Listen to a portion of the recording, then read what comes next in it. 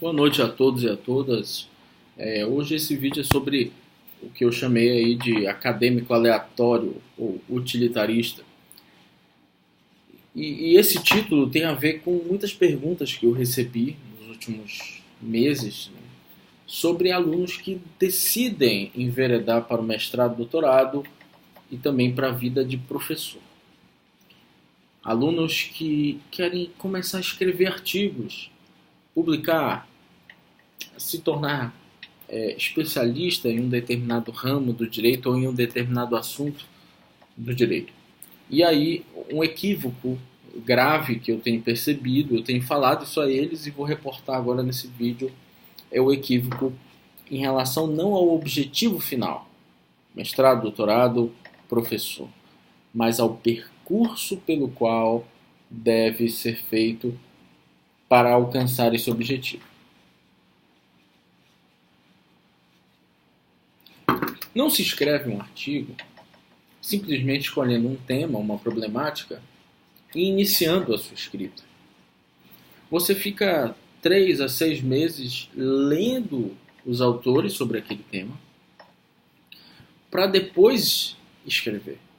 Então você fica de 3 a 6 meses lendo, fazendo resumos, fichamentos sobre os textos, debatendo com grupos de pesquisa, participando de congressos, lendo notícias e jurisprudência sobre o tema, para depois, no final de todo esse percurso de investigação, iniciar a escrita, que é o último passo. Obviamente que você escrever artigo, pôster, resumo expandido, participar de congressos, auxilia na entrada do mestrado, porque uma das formas de avaliação do mestrado, pelo menos na UFPA é assim, é o número de publicações ou de participações em eventos, de trabalhos acadêmicos que você tenha feito. Então, com certeza, publicar artigo, pôster, resumo expandido, agrega no seu currículo e te credencia na frente do concorrente para passar na seleção do mestrado. Mas, em primeiro lugar, a escrita, né, a pesquisa, seja resumo, pôster ou artigo, ela é posterior a meses e meses de estudos sobre um determinado tema. Então, racismo, feminismo, comunismo, dano moral, filiação, abandono afetivo, direito comparado, punitive damage, contratos. Você primeiro escolhe esse tema, depois procura um professor que vai te nortear sobre as principais leituras, livros e artigos sobre aquele tema. Você vai estudar e ler incessantemente, fichar e resumir esses artigos e textos e livros e capítulos de livro, para depois de discutir com seu grupo de pesquisa, discutir em congresso, escrever. Né? Todos os artigos que eu escrevi foram feitos dessa forma. Né? Então, o meu medo, o meu receio é essa forma acadêmica, esse interesse acadêmico superficial, utilitarista. Eu gosto desse tema, vou escrever sobre ele, vou iniciar a escrita dele, pego um monte de texto e começo a escrever aleatoriamente sobre aquele tema. Então, isso é um primeiro problema. Existe um passo atrás da escrita. Tá? O segundo problema é a escolha do tema. Não se preocupem, porque qualquer assunto, seja estes aqui que eu falei, seja a mente humana, o homem primitivo, Platão, Dostoiévski, Mozart, Beethoven, o retrato de uma senhora, Aldous Huxley, Bauman, Habermas, nazismo, guerra mundial, qualquer assunto dá para relacionar com o direito, porque o direito ele regula as relações humanas, ele regula os litígios e de algum modo ele incorpora em alguma medida a ética e a moral de uma sociedade. Então qualquer tema que você queira, tenha interesse e paixão, dá para tratar com direito, indo com um professor capacitado para lhe auxiliar nisso. Então a pessoa, estou muito interessado em comunismo, estou muito interessado em revoluções, eu estou muito interessado na evolução, na teoria da evolução do Darwin, do macaco até chegar ao Homo sapiens sapiens. Dá para falar direito Em todos esses temas eu já vi teses de mestrado e doutorado sobre esses temas. Tá?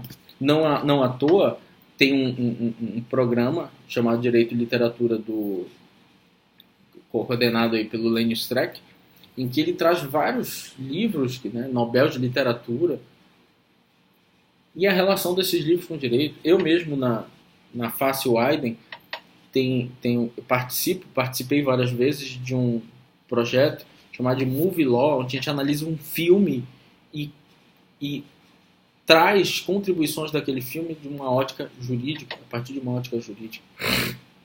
Então, qualquer tema, gente, qualquer tema dá para casar com o direito.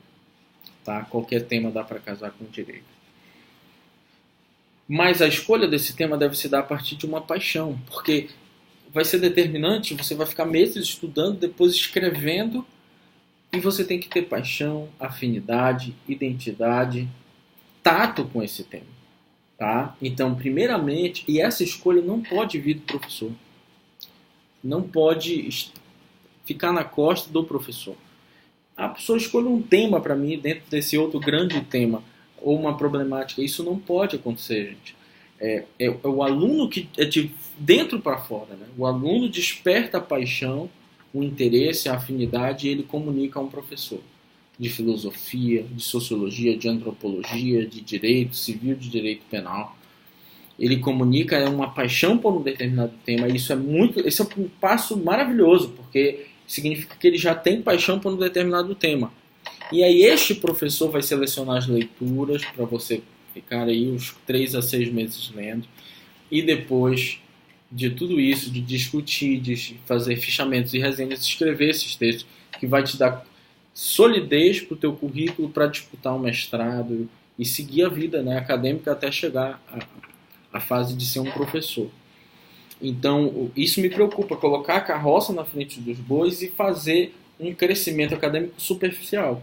É igual, por exemplo, um músculo. Se você tomar anabolizante, o músculo vai crescer em uma semana, mas você para um mês de malhar, vai murchar.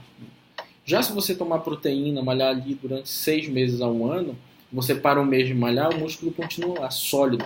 E aí é por isso que é preciso construir a carreira acadêmica com solidez intelectual, com fibra muscular intelectual.